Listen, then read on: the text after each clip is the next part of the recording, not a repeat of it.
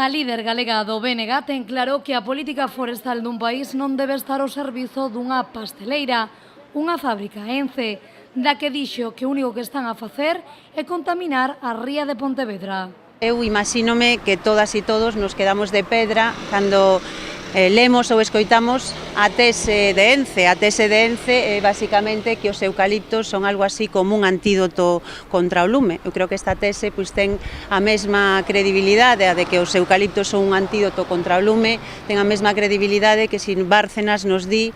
que as mordidas e os sobres en B son o mellor antídoto para loitar contra a corrupción. Eu non sei se esta é unha desas teorías que desarrollan algúns dos expertos que ten Ence dentro do seu Consello de Administración, persoas tan expertas en medio ambiente como Isabel Tocino, exministra do Partido Popular, ou Carlos del Álamo, exconselleiro do Partido Popular. Ana Pontón cree que é o momento de pôr en marcha un gran acordo de país que deixe atrás o monocultivo do eucalipto co fin de loitar contra a lacra dos lumes en Galicia.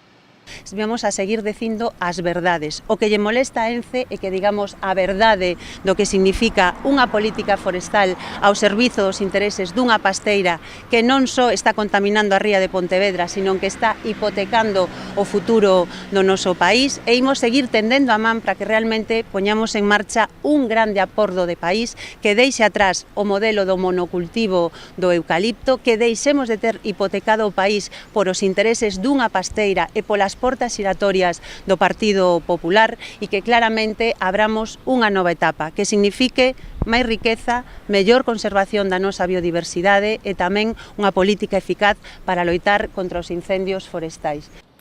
Ana Pontón cree que o grave problema para o medio ambiente é converter a Galicia nun gran eucaliptal, o que significa é que se alimenta que os incendios cada vez sexan maiores e teñan máis impacto.